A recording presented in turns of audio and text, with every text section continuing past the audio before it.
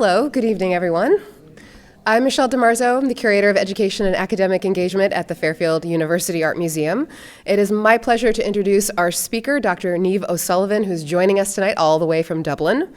Dr. O'Sullivan was the founding curator of the Ireland's Great Hunger Museum, which many of you know was formerly at Quinnipiac University in Hampden, and as such is intimately acquainted with the origins of this extraordinary museum and its unique collection. Although the museum in Hampden closed during COVID, it will be reopening in downtown Fairfield within the next year or two. The Fairfield University Art Museum is currently hosting an exhibition of selections from the Ireland's Great Hunger Museum in our Walsh Gallery. The exhibition will be up through August 16th, so you have plenty of time to see the show. It's open Tuesday through Saturday from 11 a.m. to 4 p.m. and every Thursday until 8 p.m. And so we hope you'll have an opportunity to check it out. And when you do, please be aware every word you encounter in there, from the wonderful brochure, which we have some copies on the table in the back that has the essay, all of the wall labels, all of those are Dr. O'Sullivan's words. So everything you will see in the show is her work, and she is going to share more of that this evening. Niamh O'Sullivan served, as I said, as the founding curator at the Ireland's Great Hunger Museum from 2012 to 2018, but this is only a piece of a broad and varied career. At the National College of Art and Design in Ireland, she became the first ever professor of visual culture in the entire country of Ireland, which she said surprised her as much as it surprised me to learn. She is now professor emerita at that institution. As a scholar, she's published numerous books, including the 2014 Tombs of a Departed Race, Illustration of Ireland's Great Hunger, and the 2018 Coming Home, Art and the Great Hunger. Earlier in her career, she held the position as the head of education at the National Gallery of Ireland. She's also served on the boards of many cultural organizations and committees, including as chairperson of the Film Institute of Ireland and the board of directors of the Irish Museums Trust. In 2020, she was also the winner of the National Irish Women's Awards for Arts and Culture. So please join me in giving a warm welcome to Dr. Niamh O'Sullivan.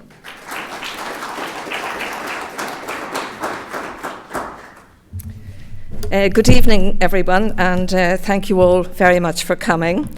It's a great pleasure to be here, and I want to thank Kerry Weber, the director of the museum here in Fairfield, and Michelle DiMarzo, who is the curator of education and academic engagement, and Heather Coleman, who arranged this visit and invited me to contribute to this exhibition here. I also want to acknowledge who I see here. Maybe there are others that I don't recognise, but I certainly know that John Foley, who's the new chairman of what is going to be the new museum, Ireland's Great Hunger Museum Fairfield, is here, and Loretta Leary, who is also on the board. So I'm greatly looking forward to seeing the rebirth of the museum in Fairfield, and the energy and enthusiasm that they are bringing to the project is absolutely terrific. So that is going to be very exciting to see. So I'm just going to talk to you about some of the work in the museum. The exhibition was curated by Ryan Mahoney, who was the previous director of Ireland's Great Hunger Museum in Quinnipiac, and he's done a lovely selection of the work here, and I hope you'll all get to see it and enjoy it. Now, excuse me, having a little drink here.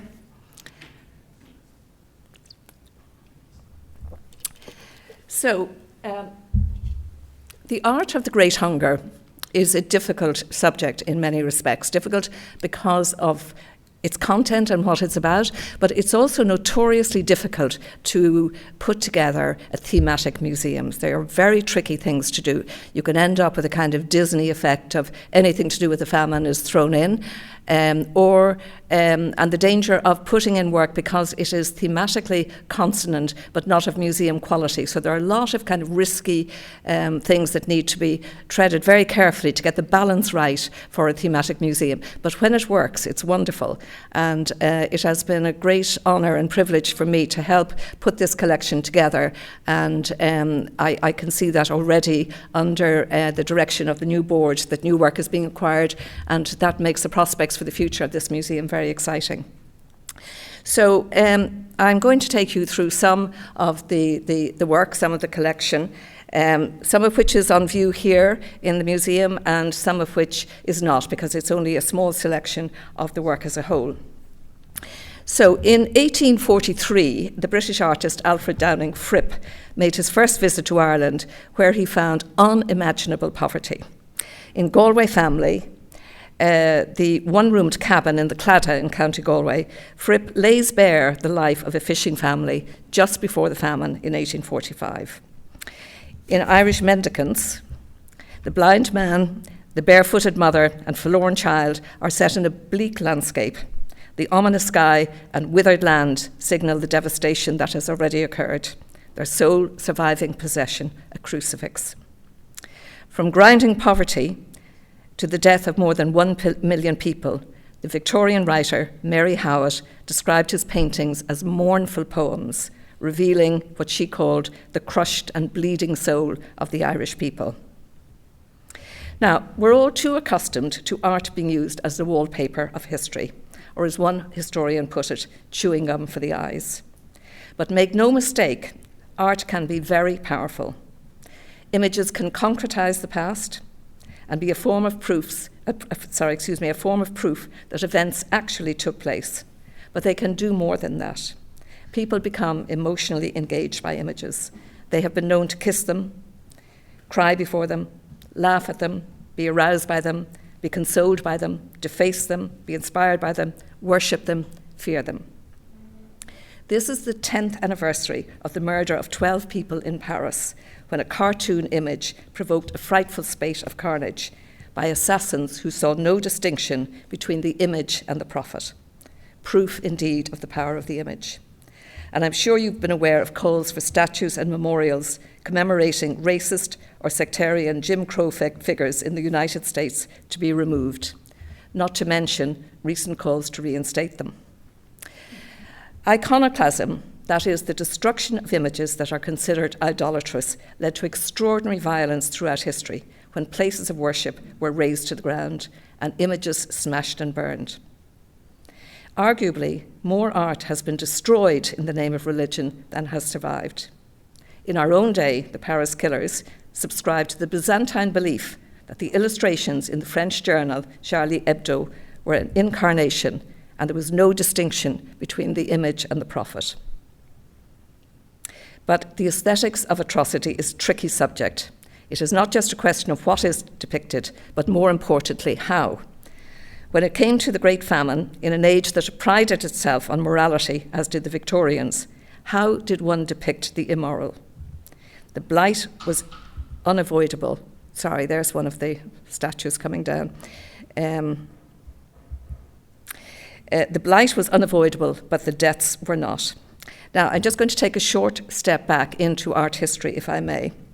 In art history, the world of art was controlled by what was called a hierarchy of genres. That is, a ranking of subject matter. At the apex was history painting, and that included paintings of history, of course, but also religious and mythological paintings. David's Oath of the Horace epitomizes history painting.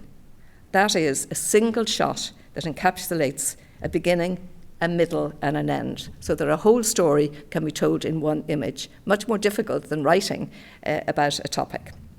So below history painting came landscape painting and portraiture. In effect, the same thing, paintings of wealthy and influential people and their possessions. By that token, what you may perceive as a delightful, romantic, or even sublime painting is really a political statement of ownership. And while the great estates, such as Powerscourt in County Wicklow, were farmed by downtrodden peasants, the peasants remained all but invisible. That is bizarrely out of focus. I wonder why. I'm sorry, I don't know what to do about that on this precise moment. But anyway, you may well be aware of that painting. So the connection between the conquest of land by British settlers and the commissioning of paintings that marked ownership confers a political reading on landscape painting. Quite simply, ordinary people did not make it into art. There was certainly no precedent for painting famine. Artists were classically trained and did not have the skills to depict squalor and hunger, pain and fear, disease and death. In London, the art market was centred on the annual exhibitions where wealthy patrons would not countenance hanging paintings of rotting potatoes, emaciated bodies, or diseased corpses in their homes. When George Watts painted his Irish famine, he's a British artist, the anatomical sturdiness of the figures shows just how little he knew of hunger, let alone famine. In the academies, artists were taught to filter the human figure through their study of Greek and Roman casts. This is a picture of the recount. The Watts painting is in the tradition of a Renaissance Holy Family. The mother's face, I don't know, sorry, I'm thinking the wrong way. Sorry, I just got confused there. There's the recount. The mother's face is marble smooth. The bodies are robust and well-fed, decently shod and clad. And of course, class prudery would have inhibited the graphic depiction of the true effects of famine on the human body as spirit, as we see in this photograph of a Madras family during the famine, its famine. The fact is, even if ideologically inclined to do so, artists would have considered it improper to aestheticize a living atrocity, as in the case of the famine. By way of contrast, in Daniel MacDonald's Irish peasant family discovering the blight of their store, we have an epic drama. Note the change not only in subject matter, but style. Panic has set in, explaining the heightened pitch of the painting. This painting challenges all the conventions of history painting. Given MacDonald's graphic and painterly skills, the terribility of the work was not the result of an inability to control medium or message, but an attempt to depict an unequaled horror. The diseased potatoes are strewn, the slain is cast down, the sun is setting, and the storm is closing in. We can almost hear the banshee on the wind. Now, in 1879, that's 50 years before the famine, the population of Ireland hit 4 million. In 1841, that's 50 years later, it was over 8 million. And in 1891, 50 years later again, it was 4.7 million. So the majority of the population, some 85%, was employed on the land. The land, however, was held by a tiny minority, some 10,000 landlords. The majority of people had but a scrap of land from which to feed large families. Between 1845 and 1852, over 1 million died, terrifyingly, painfully, and many unavoidably. But both during and in the immediate aftermath, 1 million emigrated, followed by 2 million further emigrations to the end of the 19th century. So over a 50-year period, half the population of an entire country disappeared. For such a small country, the shadow thrown by this catastrophe extends to today. Ireland's diaspora is now estimated at around 70 million. Not surprisingly, bitter class hatred prevailed. The fallout of the 1798 rebellion, food prices and low wages, as well as a series of shorter but nonetheless deadly famines. There had been 27 previous crop failures, but the Great Hunger was remarkable for its longevity. Cyclical shortages caused immense hardship, but were not sequential, allowing for recovery before the next. The biggest problem with the Great Hunger was there was famine 1 year after the other, so there was no recovery time between shortages. Now, appalling living conditions, such as we see here, were the breeding ground for the single greatest loss of life in Europe in the 19th century, and is best understood as a result of hundreds of years of colonial oppression, laissez-faire economics, and the belief in providentialism as the three causes for the severity of the famine as it occurred during those 7 hard years. It occasioned some of the most searing accounts from commentators around the world. During his visit to Ireland in 1845, the American abolitionist Frederick Douglass observed that the Irish peasant lived in much the same degradation as American slaves. Here's the interior of one of those houses, where people lived basically in these cabins, in a one-room cabin with you can see the suspended bed there on the side, and with the whole family, sometimes much more populous than this, and their animals. Of landlords, on the other hand, Arthur Young reported, "Nothing satisfies him but an unlimited submission. Disrespect or anything tending towards sauciness he may punish with his horsewhip. Many would think themselves honoured by having their wives or daughters sent for to the bed of their master, a mark of slavery that proves the oppression under which such people must live. Now, there are few paintings of actual conditions during the famine period. Most of what we have in painting form are later. When the crop failed and people were unable to pay their rent, landlords set about clearing them off the land. In John Tracy's Eviction, the wreckers have already begun to tumble the roof. The door has been bricked up, and this landlord will seek a higher rent for this dwelling. The composition implies a before, a during, and after. The device of 3 generations that you see here, as well as reflecting living conditions, allows for narrative expansion. In the middle ground, the lazy beds, once abundant with potatoes, are putrefied. This hard-working family is now unable to pay its rent. Eviction meant the workhouse or the ditch, the former a slower form of death than the latter. Actually, due to wretched housing, hunger, dirt, and depression, not to mention the raw sewage that percolated at the front door of every cabin, more died from famine diseases than hunger. Relapsing fever caused extreme toxemia, leading to internal hemorrhage. The body disintegrated, emitting the foulest stench as it discharged and decomposed while the poor person was still alive. Lice feasted on filthy, undernourished bodies and spread like wildfire. People were terrified of contagion. In the scale and treatment of John Tracy's village funeral, the artist shows the importance of burial in Catholic Ireland before the famine. Soon, poor peasants would be denied even a decent death. Aside from the personal grief, this burial is a metaphor for the state of the country. The crumbling edifice that you see on the right, the tumbling tombstones, the skull unearthed from the opened grave, Celtic crosses askew. All is not well in Ireland in 1843.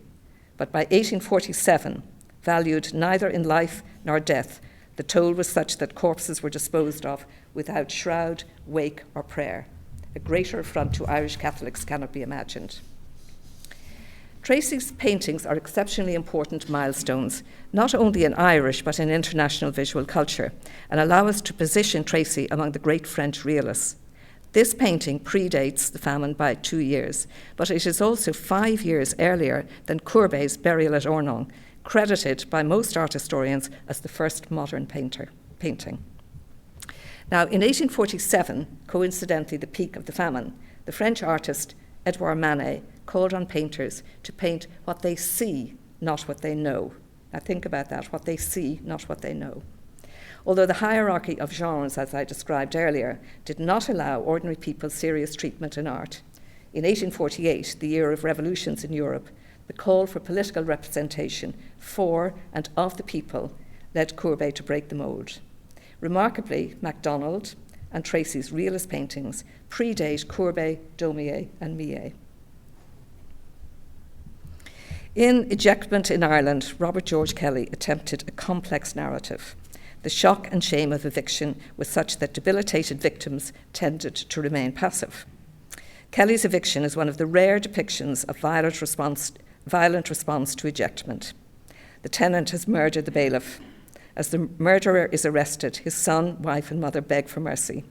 The priest raises his arm towards heaven, holding the hand of the wife who cradles her baby. In the distance, the sheriff's party march down the road onto the next job. Exhibited in the British Institution in 1853, the painting, critical as it was of the colonial regime, was denounced as vulgar. That was all anybody had to say. So between 1846 and 1853, over 500,000 were made homeless. To ensure that the evicted could not return to what remained of their cabins, landlords tumbled their roofs and had the foundations dug up. Reportedly, the screaming of children and wailings of mothers driven from their homes were heard for miles. The deserted villages, according to the artist James Mahoney, look like the tombs of a departed race rather than the recent abodes of a yet living people. Eviction was a sentence of death. If unable to gain access to a workhouse, the destitute resorted to living in burrows, 2 or 3 feet deep, sharing the ditches and bogs with otters and snipes, as one newspaper put it. not unlike refugees of our own day. But even from these scalps, as these burrows were called, the poor was hunted like vermin. Some were burnt out of these holes, including a child whose charred remains were brought out on a shovel. Given the horror, much is made of the inexpressibility of the famine, yet much is written. In 1847, the American humanitarian from Connecticut, Elihu Burritt, came to see for himself. His accounts of famine spectres, half naked, struggling forward with their rusty tin and iron vessels for soup, some of them upon all fours like famished beasts, are harrowing. In a cemetery shed, he found living men, women and children who went there themselves to die, to dress themselves in the grave clothes vacated by the preceding victims and festering with their fever. Descriptions of malnutrition, tooth loss, swollen joints, distended stomachs, and bursting blood vessels defied representation.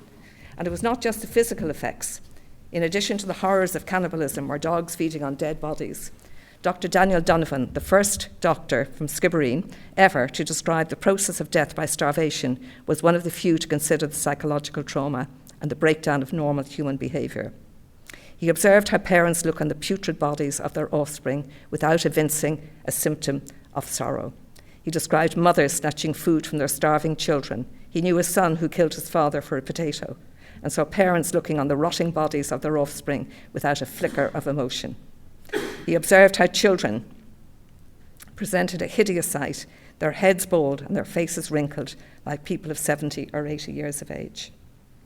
In the medical journals, Donovan described how in the later stages of starvation, the eyelids flame, the lines around the mouth deepen into cavities, the swollen thyroid gland becomes tumour-sized, the skin acquires the texture of parchment, and grotesque swelling is common. White fungus covers the tongue, mouth sores develop, teeth fall out, and a long, silky growth of hair covers the face. Alfred Swain concluded that what he called homicidal starvation, which famine is, life ends in fit of maniacal delirium. Not surprisingly, the Royal Academy ensured that images of Irish famine did not see the light of day in London. In fact, enough food was produced in Ireland to save the majority, but vast quantities of fish, meat and game, butter, vegetables and grain were exported to England as people died on the side of the road, mouths green from eating grass.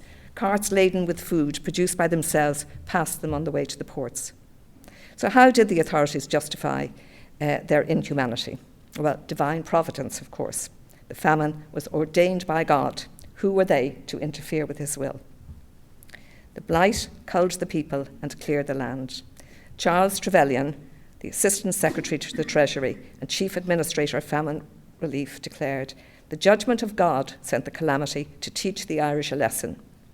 That calamity must not be too much mitigated. The real evil with which we have to contend is not the physical evil of the famine, but the moral evil of the selfish, perverse and turbulent character of the people." The Times wrote of ingredients in the Irish character which must be corrected and declared the blight a blessing. And as the pseudoscience of phrenology gained credibility, the notion that man's moral and intellectual development could be read from his physiognomy culminated in what they called then an index of nigrescence. In this hierarchy of race, the Irish were placed to Cro-Magnon man and the Africanoid races. In Connacht man, you see here, and idiot and his mother, the prognathous jaw, that's the low jaw, the prominent jaw, the low forehead confirming low evolutionary status, supposedly explained Irish degeneracy and criminality. Indeed, it was speculated the Irish may be the missing link. Charles Kingsley, the British writer, described meeting white chimpanzees on his trip to Ireland. Erskine Nicholl, a Scottish artist whose I think this work is actually on show in the exhibition here, was based in Ireland during the famine, and he pandered gleefully to the salon class in London. Nicholl loved to portray the stupidity of the Irish. Here we see the ape-like Irish, stupid enough to turn an eviction into a jolly picnic.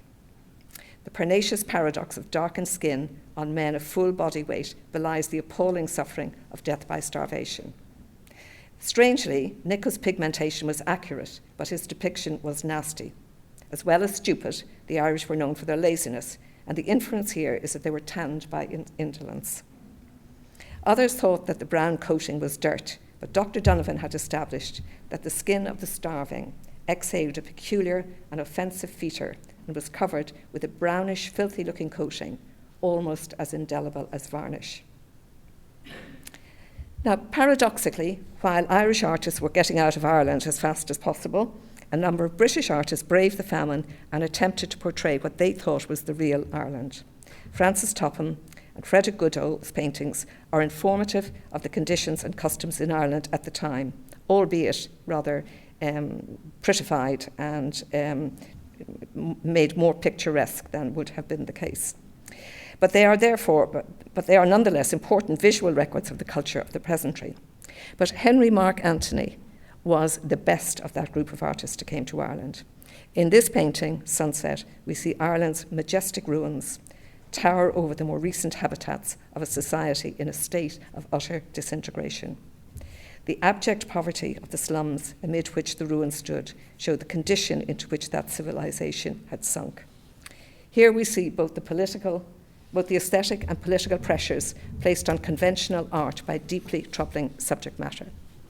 Cashel was extremely important politically and ecclesiastically, seat of the kings of Munster, Angus and Brian Boru, and site of the important medieval chapel, Cormac's Chapel, shattered by the Norman invasion in 1169, an invasion that resulted in the occupation of Ireland for the next 700 years. Now, the consequences of insisting, that's one of the details from Sunset. I actually got a magnifying glass and went along the little cottages there. Out of one of them on the right there are 14 people. You can see the tiny little house. 14 people sort of peering out, individual people that you can just make out. So people of 3 generations living together, large families, all packed into tiny little cabins. But the consequences of insisting that the landlord be paid regardless of the need to eat and exporting vast amounts of food to English were not hard to foresee. Resistance was low but not unknown. Daniel MacDonald's faction fighter was the embodiment of peasant agency. In the early decades of the 19th century, fairs and patterns were marked by ferocious pitched battles, indicative of class resentment, revenge for family or neighbourly slights, and Romeo and Juliet type friction between feuding families. At one, in 1807, 20 people were killed. Outsiders saw such fighting as barbaric, but the protagonists believed it an honourable and patriotic form of social regulation. Fighting also had the political and psychological dimensions, enabling men, otherwise emasculated by colonisation, to demonstrate their virility. Stick fighting kept the concept and practice of sedition alive. Once the call went out, families left their hovels up in the mountains and thronged to the scene where the rites of combat were enacted. Invariably, fights kicked off with what was called the wheel. Now, wheeling involved the leaders of each side storming along a strip of no man's land between the factions, hurtling insults at the opposing team until the bait was taken, the sticks were tapped and crossed, and they laid into each other. The captains of each team pranced up and down the lines in a most provocative manner, goading the enemy and riling his own side to a frenzy. Excuse me. MacDonald depicts him contrapposto, actually on the wheel, his head to one side, his body already turned to stomp back down the line. Although fueled by alcohol, fights were not spontaneous events. They had their own logic and conventions. The venue was often inaccessible, making policing difficult. And if the authorities did find them and tried to intervene, both sides would unite and attack the military or constabulary, their common foe. Charismatic faction leaders, invariably men of the poorest class, wielded massive power regionally, and you can see that they would be considered quite a catch. Now, this painting is in a private collection, not in Ireland's Great Hunger Museum, but I had a call one day, so just let you see that. I had a call one day from a fisherman. Excuse me, will I just take it? I had a call from a fisherman in the south of England who had a hole in his boat. And he had picked up this sketch in a junk shop. So I had just published a book on Daniel MacDonald. So he tracked me down and contacted me and said he had this. So we agreed to pay for the repair of his boat, and he gave us the sketch. So it's a wonderful thing to have, because it's a very rare thing to see this kind of social situation in action. Here's another one, also by MacDonald, returning from the Cork Fair.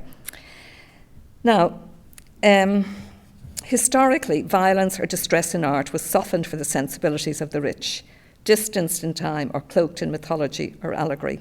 Most artists, therefore, address the famine tangentially, allegorically, or symbolically, culturally encoding their images to indirectly reflect events, behaviours, and ideologies, rather than addressing it head-on. Thomas Mulvaney's Eagle's Nest, from the lakes of Killarney, for example, is more than a lovely landscape. During the famine, a widower with a large family climbed the 1,700 feet high mountain every day to raid the Eagle's Nest for the carrion remains to feed his starving children. So you can see that it wasn't really possible to paint that kind of thing directly, so it was done tangentially. In history painting, one also has to read between the lines. In Daniel Maclise's Marriage of Strongbow and Aoife, Aoife personifies Ireland, Strongbow, England. Her beauty and culture contrasts with his power and violence. The massacred bodies you see in the foreground signal the death of a people and a culture, and suggest that the storm clouds in the painting are as much about the famine as events in the distant past. Now, this is Yeats's painting of Derry Nan. And you might ask, well, what has this got to do with the famine? But again, it's this way of trying to tell the story through context, if it's not possible to tell it through direct imagery. So the Irish were considered inherently rebellious and violent. Fights caused by bitter religious and class grievances led Irish Catholics to attack English Protestant landlords. Ultimately, Daniel O'Connell weaned, at least partially, the rural poor away from agrarian insurgency into non-violent politics. So here we have Jack B. Yeats painting Derry Nan. It's actually painted, the house, Daniel O'Connell's house is directly behind, and this is the view that he had from his house. And we also know that Daniel O'Connell lived in many respects a double life. The family were very actively involved in piracy on the seas and other illicit profit-making practices of their own. So if there were not many paintings that directly confront the Great Hunger, others contextualise it and place it in its wider cultural and historical setting. James Mahony's consecration of the Roman Catholic Church of St. Mary's in Cork shows the determination of the Catholic Church to establish its authority within a disorientated culture. Emancipation had only been granted in 1829, removing religious and political restrictions on Catholics. Here we see a glorious display of the newly recognised Catholic Church, only 10 years later. The magnificent interior, based on the Pantheon in Paris, was a material manifestation of Catholic rites. With its Corinthian columns, elaborate stucco work, and coffered ceiling, St. Mary's was impressive for its place and date. What it says about Catholic emancipation makes it a hugely important painting. O'Connell had forged the invisible nexus between Irish identity and Catholicism in forging the unity necessary for nationalism to bring colonialism to an end. So, if there were deeply rooted cultural obstacles to overcome in the depiction of the lot of the poor, how did people around the world learn of what was happening in Ireland during those terrible years? The famine coincided with the birth of mass-produced illustrated newspapers. Founded in 1842, the Illustrated London News was selling 100,000 copies by the height of the famine. For every purchaser, there were on average 30 readers, which suggests that 1/3 people learned what they knew of the suffering in Ireland from the illustrated press. Illustrations of the famine elicited sympathy, guilt, embarrassment, revulsion. And we just look briefly at a few. In Locking Eyes with the Spectator, the traumatised boy in Boy and Girl at Cahara compels us to imagine what it is he can see looking out at us. Scrounging, the text description was that they were scrounging for a morsel to eat, like dogs after truffles, according to the newspaper. Although malnourishment is evident in his thin, spiky hair, we are left to complete the bigger picture from the compressed images. His huddled arms suggest cold and hunger, but resentment too. In the hands of a native illustrator, such as James Mahoney, the struggle to convey the reality was mitigated by the desire to reveal the horror endured by the poor of Ireland without compromising their humanity, a very difficult thing to do. So accounts of the family struggling to the graveyard to entomb themselves, because there would be no one left to bury them when they were gone, were beyond the visual powers of any artist. But Mahoney, as an Irish person, would have thought it indecent to even try. His pictorial devices, the closed door and the back view of the victims, occluded the effects of famine on dying bodies, but it allows us to imagine the horror within, and they are all the more powerful for that. In Woman Begging at Clonakilty, the shattered mother looks the viewer in the eye. The text tells us she was carrying in her arms the corpse of a fine child, making the most distressing appeal for aid to enable her to purchase a coffin and bury her dear little baby. In her all but nakedness, Bridget O'Donnell, with her distended stomach and concave chest, was far from the Victorian feminine ideal, but she was a powerful metaphor for a devastated country. One of the famine folios, a series of publications that we produced in Quinnipiac, was written by Michael Foley, who's here, and in his research he was able to establish that the interview in the Illustrated London News of Bridget O'Donnell is the first interview of an ordinary person in any newspaper ever, because previously it was statespeople or people of consequence who were interviewed. But she describes her predicament. Now, there is much talk of a great silence that followed the Great Famine. Although that is debatable, a veil to some extent was drawn over the colonial horror that was the famine. The painting iconic of the famine, in the correct sense of the word, is Lillian Lucy Davidson's gut-clenching Gorta. It assaults audiences visually and psychologically. It was exhibited in the Thomas Davis and the Young Ireland exhibition, the government's response to the 100th anniversary of the Great Hunger in 1946. So they even found a nondescript way to describe what they were doing was commemorating the 100th anniversary. The restricted palette intensifies the emotion. Blue has a long tradition in Christian iconography and is associated with mourning. This family has lost everything. All narrative is eliminated. They've come from nothing, and now traumatized, they look past one another into nothingness. The mother gazes at her dead baby. The male figure looks up from his digging to make direct eye contact with the viewer. The grandmother clutches her rosary beads. All despair. This is a Killeen, where people on the margins of society were buried, the unbaptized, foreigners, the illegitimate, the insane. Killeen burials took place in the dead of night or early dawn, out of sight. In this 20th century painting, the plangent sounds of hunger and disease and death heard during the Great Famine seem to linger. Primo Levi, the philosopher, said that it is to be expected that there be a decanting of experience as events acquire their chiaroscuro and perspective only some decades after their conclusion. And this reflection may help to explain the sudden profusion of writing, historical, sociological, economic, and anthropological, from the mid-1990s, 150 years after the events surrounding the Great Hunger. Indeed, it was not until the 150th anniversary that the image might be said to have caught up with history. In Michael Farrell's massive Black 47, a raking light shows Charles Trevelyan in the dock, where he never was, before a jury of the dead arraigned for his mismanagement of the famine, skeletons rising up from the graves to testify against him. Described by the great artist and critic Brian O'Doherty as a walking opera, Farrell had strong views on the famine and was splenetic when it came to Trevelyan. The bleeding potatoes are projected as a new symbol for occupied Ireland.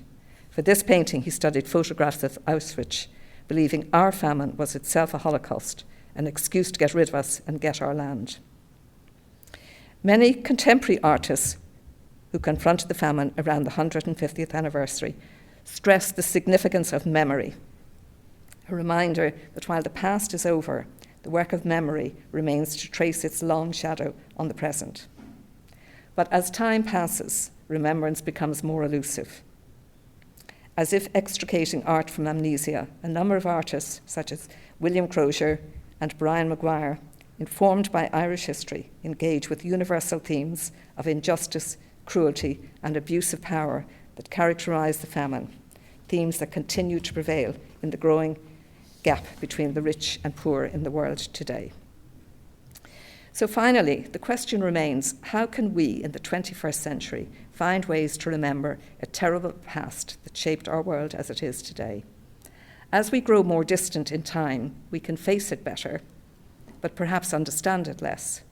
The impossibility of giving voice to those experiencing the famine, the paucity of material traces, the scarcity of contemporary visual images, and the subsequent oral and written histories create both challenges and interpretive opportunities that arguably artists best address. As immigrants, the Irish in America were deeply unwelcome. Diseased, cult-ridden, penniless, they confirmed all the stereotypes. Rowan Gillespie's Statistic 1 and Statistic 2 revisits a moment when a mass grave, a quarantine station on Staten Island, was unearthed. Shovelled straight from bed to grave without ceremony, Gillespie produced a litany in bronze with names, ages, diseases, and dates of death. But he said it would have taken 5,000 tables to memorialise them all. But why does our famine matter today? Art such as this offers opportunities to reflect on political, economic, and cultural ramifications of the abuse of power. The fact is that food insecurity is all too present in too many parts of the world today. We're good at pointing the finger at the past, but countless refugees roam hungry and homeless today. Thank you all for listening. If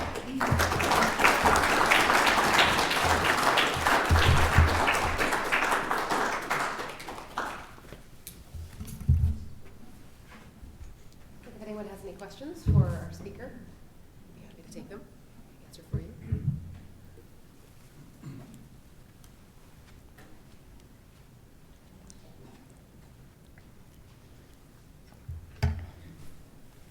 Loretta. I'm curious if you have a favourite and why. Oh, of the sculptures. Of one or the other. Can you just repeat the question? Yes. Do I have a favourite amongst the sculptural work in the collection? Is that right, Loretta? Yeah. I think probably Rowan Gillespie. And I like all his work. I think it's deeply moving. He has done a lot of research. I think that Staten Island piece is stunning. I mean, it's very profound, and it's not literal.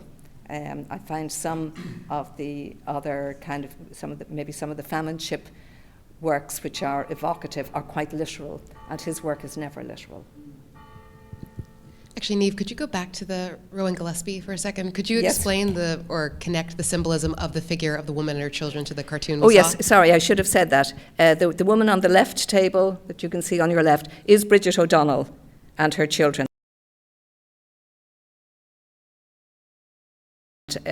So he has kind of brought her from the past, from the 1840, I think she 1848 Mick, to put in a very contemporary work. So this work was based on the Staten Island excavation, which was done in the 1850s, I think, and made in the 20th century. So there's a full span of the 150 years. He's able to bring the story from 1950s, sorry, yeah. So he's able to bring the story from the 1840s right up to today.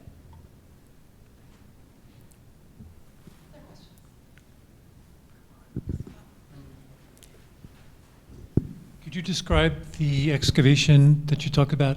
Are you saying what island is that and what happened Yeah, there? there was. They were building a new courthouse, and there was a car parking lot. And when they were excavating the car park, the lot, to build the courthouse, they found all the bodies. And remarkably, they were able to. There was a huge project undertaken to identify the bodies and they were able to identify them from records in the quarantine station. They were able to identify them by name, by age, and by date of death and the disease they died from. So, and where was that? in Staten Island. New York? Yeah. I never heard of that. Yeah. I'm from Queens. That's in Berkeley. There's a marker there. There's a marker on the I can actually just expand on that. Inside the quarantine station, there was a 6-foot wall surrounding the quarantine station in Staten Island, in where St. George is today, right in front of the courthouse. There is 2 cemeteries associated with famine burials on Staten Island. The one that's inside the 6-foot wall, right next to the fever hospital, was cut in 1847, which is Black 47. And it's believed that there are approximately 6,000 to 7,000. We don't know if they're all Irish, but because of that year, they probably the majority of them are Irish. The remains were, the first discovery was in the 1950s. But when Rowan was there, it was in 2003, and they exhumed 83 skeletal remains.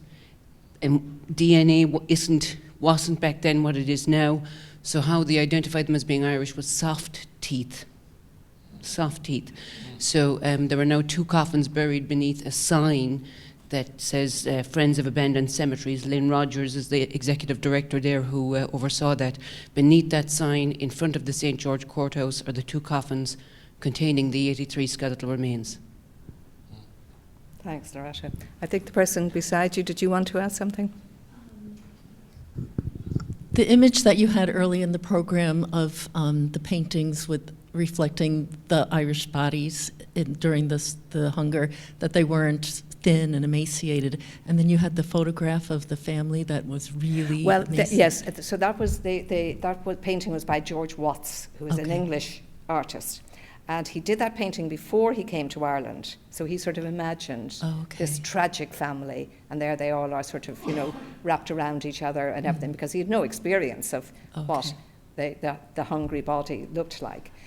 He was also British, so he would not have been looking for that kind of thing. He actually did come to Ireland later, and some of his comments and his reflections on that experience are more profound. But that painting would have been the only kind of image that anybody in Britain would have seen at the time of what life was like in Ireland. Has any more and the photograph then of the emaciated bodies was a famine in Madras, and I'm just showing that actually during the famine there are no known photographs of the famine that have yet come to light. I mean, I suppose it's possible that may happen in the future, but there have been fairly exhaustive researches to try to find photographs, and there haven't, because photographs were they were, you had to be rich to have the apparatus.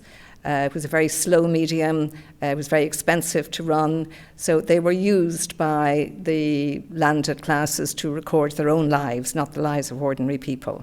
So that later image you saw, the Madras famine, was a much later famine, and it just shows how a photograph would have done what neither painting nor illustration nor sculpture could have done at the time.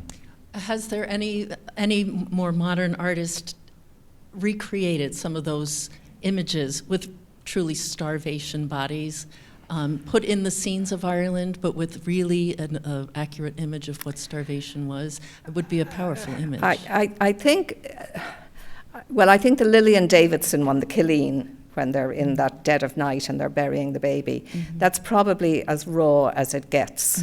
And I think that's a really powerful painting. But I think that had people tried to retrospectively draw the emaciated bodies, I think there would be a certain distaste for doing that, and a feeling that really, people weren't witnessing it in a visual sense. So to try and recreate that now might be a little bit opportunistic, maybe. I'm just speculating on that, yeah. Any other questions?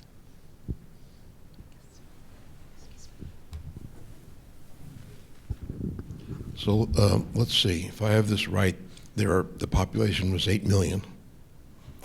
In 1891, the population was 4 million.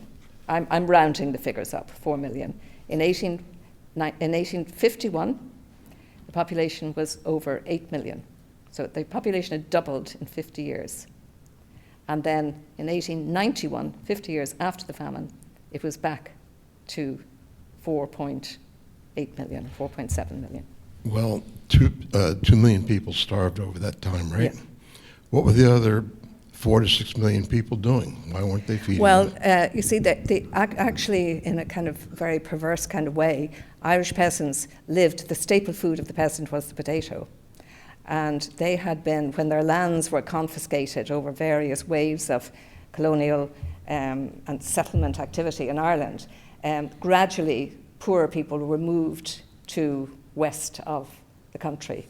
And the famous phrase from Cromwell's days were to hell or to Connacht. So they were moved to very poor parts of the country where land was very poor. But the potato did grow there. And paradoxically, the Irish peasants were among the healthiest in Europe because the potato is actually a very healthy food. And they ate, a grown man ate 14 pounds of potatoes a day, a little bit of buttermilk, an occasional strip of bacon. They did tend to have a pig each, and buttermilk, potato, and the odd strip of bacon. And that was basically the diet. But they were very healthy. And they tended to have, they lived in tiny, tiny little cabins, but they tended to have large numbers of children. What else was there to do? Oh, sorry. Any other questions?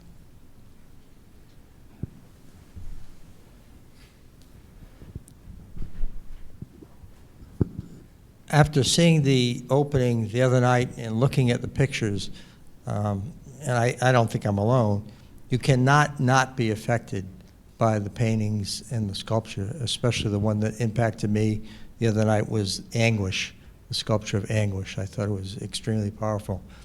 As an art historian, and having seen these works over the years and decades now, what has been the positive impact from this? From the museum, establishing the museum? No, the works. Oh, from the works. Well, I think it tells, the works related to this, from the few works we have at the time, and then subsequently, and then the more recent commemorative works, it tells a story that is not told through art history, because art history is the work of great artists, of great deeds by great men, by and large. And going back to what I said at the beginning about the hierarchy of genres, that is what people admired, that's what they wanted to buy. Only the wealthy bought art, and they were not going to buy any other kind of art that did not reflect well upon themselves. So the art in this collection shows that there was another dimension, and that people, ordinary people, their lives mattered. And if we dig hard enough and deep enough, we can find images that tell their story, which would not be acknowledged in many art histories.